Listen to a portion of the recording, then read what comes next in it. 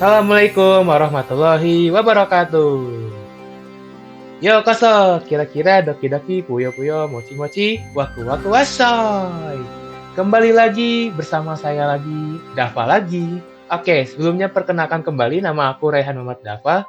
Nah, jadi aku di sini akan melanjutkan topik pembahasan kemarin tentang sekarang melanjutkan tentang pembahasan berikutnya yaitu sample reconstruction dan aliasing.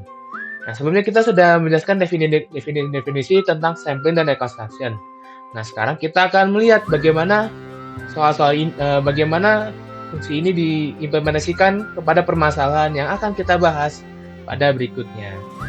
Jadi, apa sih yang mau kita bahas pada berikut ini? Nah, kita akan bahas tentang permasalahannya dulu. Jadi, untuk permasalahan ini kita akan berisikan dengan soal yang akan kita jawab. Terus analisisnya, bagaimana cara kita memperoleh itu dan kita melihat kesimpulannya.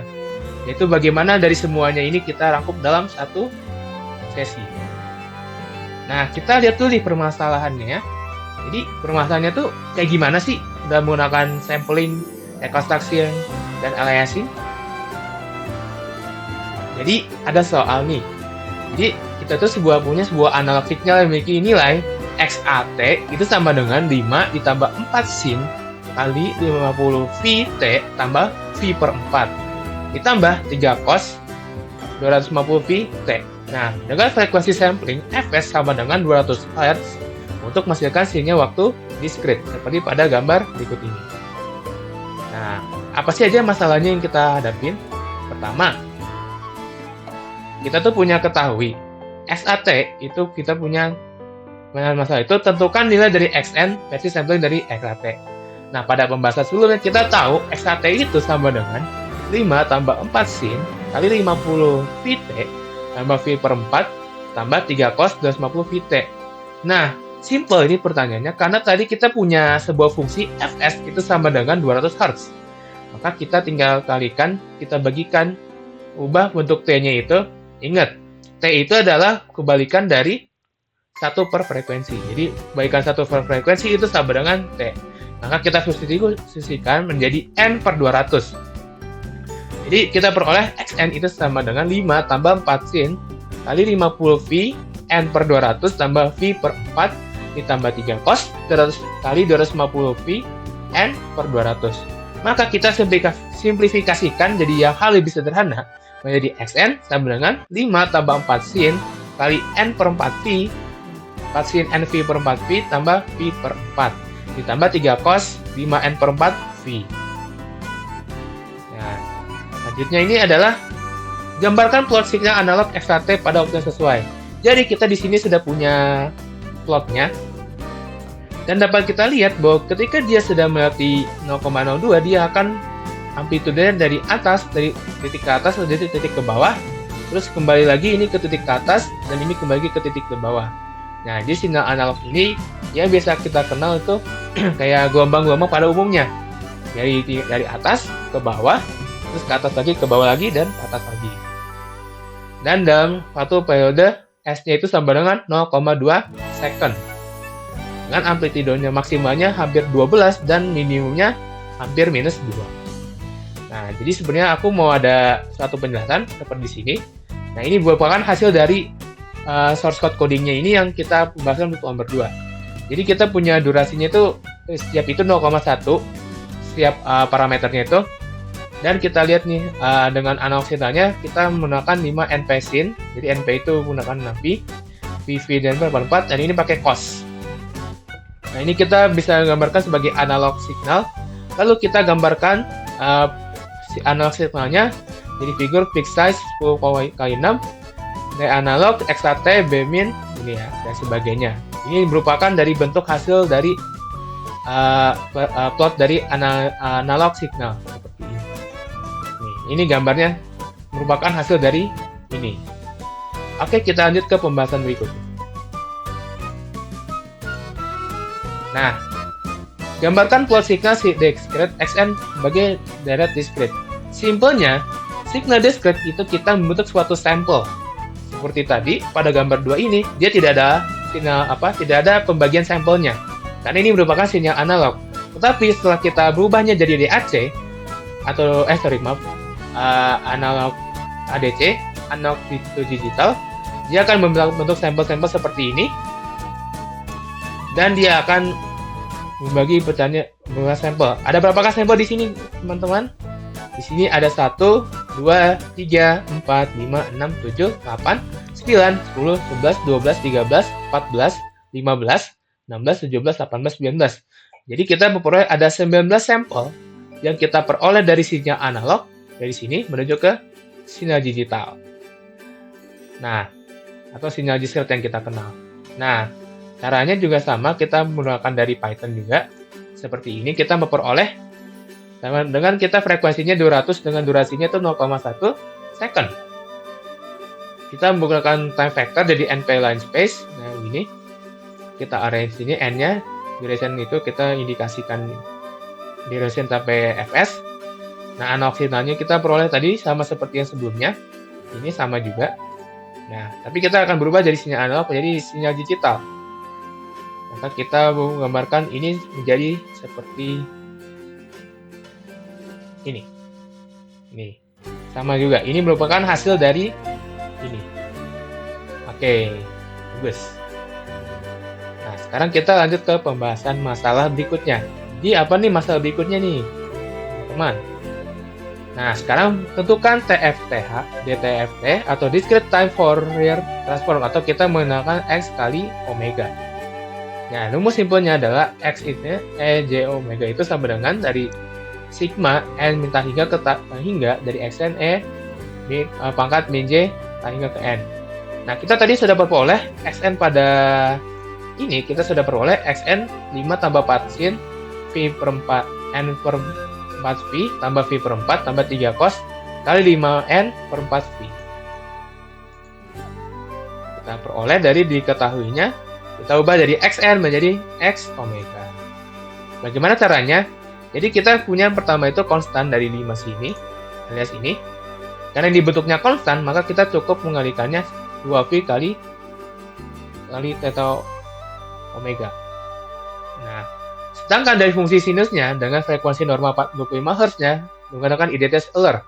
Jadi kita mengubah bentuk 4 sin dari n V per 4 tambah V per 4, kita ubah jadi 2J kali E pangkat J n per 4V V per 4 min EV E pangkat min J n per 4 V per 4. Dengan puncak berada pada omega sama dengan kurang tambah 0,25 V. Nah, jadi simpelnya, nah yang kedua adalah fungsi kosinus. Kita ubah frekuensi normal 35 Hz dengan identitas Euler juga. Jadi jadi 3 cos kali 5n per 4V diubah menjadi 1,5 E pangkat J 5n per 4V tambah n pangkat min J 5n per 4V. Simpelnya adalah kalau kita mengubah fungsi sinus dan kosinus, fungsi sinus ini kita ubah menjadi E pangkat J min E pangkat min J, sedangkan dari cos kita ubah ini bagi 2, E pangkat J dikurang E pangkat min J. Nah, pada puncak ini, puncak berada pada V sama dengan tambah plus 1,25 Hz. Kita sudah peroleh pertama itu kita dapatkan 0,25 V. Tapi permasalahannya tuh ada di sini. Mengapa bisa terjadi ada permasalahan? Kita bahas pada topik berikutnya. Nah, jadi karena 1,25 V itu dari V, sedangkan jangkauan DTFT itu berada dari min V ke V. Karena dia itu 1,25 V lebih dari V. Nah, maka terjadi aliasing. Nah, frekuensi akan diobservasi menjadi 1,25 V dikurang 2 V sama dengan min 0,75 V. Nah, maka komponen 125 Hz menjadi min 75 Hz karena aliasing. Jadi kita peroleh X theta-nya itu sama dengan 5 kali 2V omega T fungsi theta omega tambah 2J kali E pangkat J n V per 4 tambah V per 4 min E pangkat min J n per 4V tambah V per 4. Dan kita tambahkan lagi bentuk dari fungsi cos-nya 1,5 E pangkat J 5n per 4V tambah E pangkat min J 5n per 4V. Pada dasarnya DTFT ini kita mengubah fungsi-fungsi yang konstan itu menjadi kita cukup kalikan 2V dengan theta kali omega. Nah, fungsi sinusnya kita ubah menjadi fungsi ini sebelumnya, tetapi kita ubahnya itu menjadi E pangkat J n per 4V tambah V per 4 dikurang N pangkat min J, N per 4 V tambah V per 4. Dan kita peroleh puncaknya itu pada V sama dengan omega sama dengan tambah kurang 0,25 V. Dengan kosinus ini kita peroleh dari 3 cos 5N per 4 V, kita ubah menjadi 1/2 E pangkat min J 5N per 4 V tambah E pangkat V min J 5N per 4 V, dengan puncak berada pada omega sama dengan plus minus 1,25 V. Oke, kita lanjut pada berikutnya. Gambarkan plot XV dengan omega untuk menganalisis komponen frekuensinya. Jadi kita sudah memperoleh hasil dari tadi dengan sama dengan X sama dengan 5 kali 2V 2 omega kali theta omega 2V kali theta fungsi theta omega tambah 2J pangkat J N per 4V tambah V per 4 tambah min E pangkat min J N per 4V tambah V per 4 ditambah 1,5 E pangkat J 5N per 4V, maka kita tambah E pangkat min J 5N per 4V. Dan kita memperoleh hasilnya seperti ini. Nah, frekuensi maksimum spektrum S pangkat omega ini kita peroleh dengan tadi DC-nya itu berada di 0. Nah, dengan maksimanya itu di min 75 dan 75. Jadi dari jangkauan ini ke kiri, min 75 dan ini ke kanan, ini akan terjadi aliasing. Jadi kita mengalihkan dari 125 Hz menjadi 75 Hz.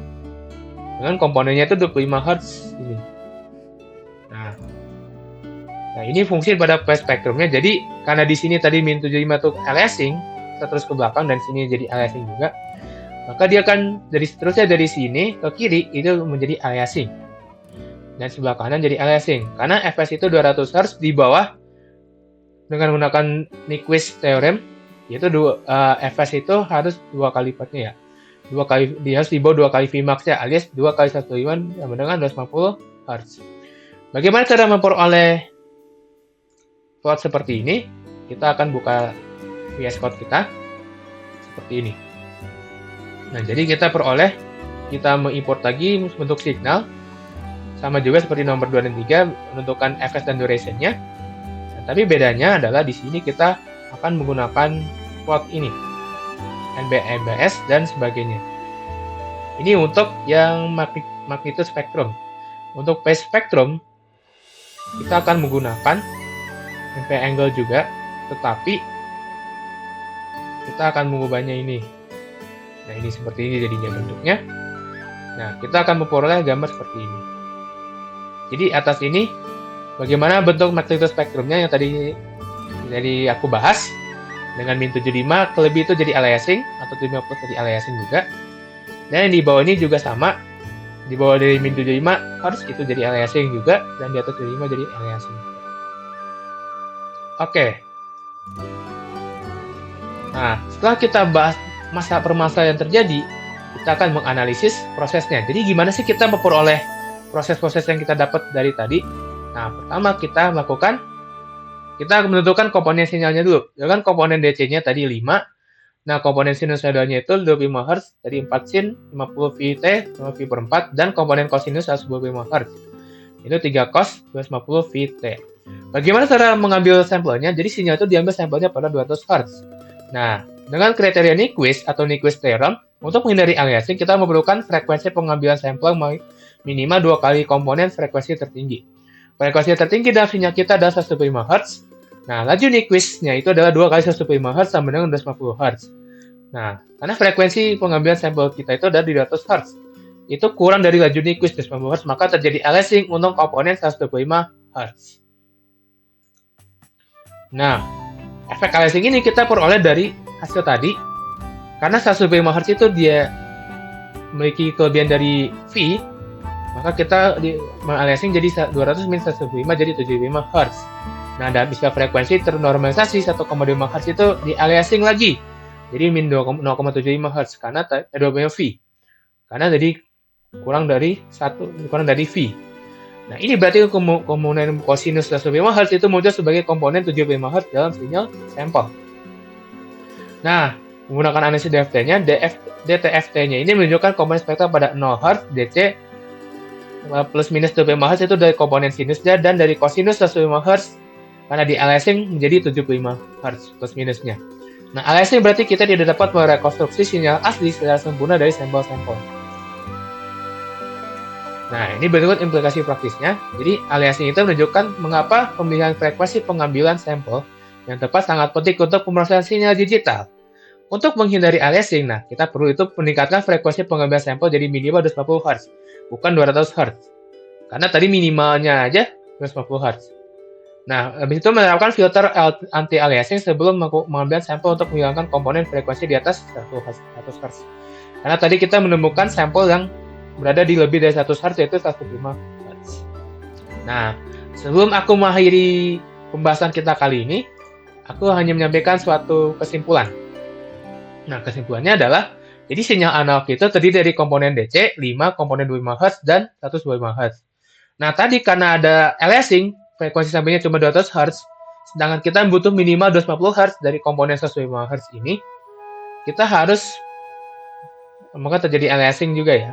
Maka karena 200 Hz ini lebih rendah daripada frekuensi Nyquist yang diperlukan, yaitu alias 250 Hz. Nah, komponen 125 Hz itu beraliasing menjadi 75 Hz dengan sinyal hasil sampling. Nah, akibatnya sinyal asli tidak dapat direkonstruksi dengan sempurna dari sampel-sampel tersebut. Untuk menghindari aliasing, diperlukan peningkatan frekuensi sampling, jadi minimal 250 Hz dan menggunakan filter anti-aliasing sebelum proses sampling. Oke, sebelum aku benar-benar mengakhiri, aku punya kata-kata yang istimewa buat kita semua. Nah, life is a wave, which is not two consecutive moments of its existence or its complex of the same particles. Ini kata-kata aku ambil dari John Tyndall. Jadi kata-kata ini memiliki makna, hidup itu sebagaikan ombak, dari atas dan ada yang di bawah. Dan tidak ada dua-dua consecutive momennya. Ya, dari semua partikel. Jadi dari atas ke bawah kita bertemu satu, terus turun lagi ke atas, terus ketemu lagi, turun lagi ke bawah. Oke, sekian dari aku. Terima kasih. Wabillahi taufiq wal hidayah. Wassalamualaikum warahmatullahi wabarakatuh. Tetap stay healthy and stay safe.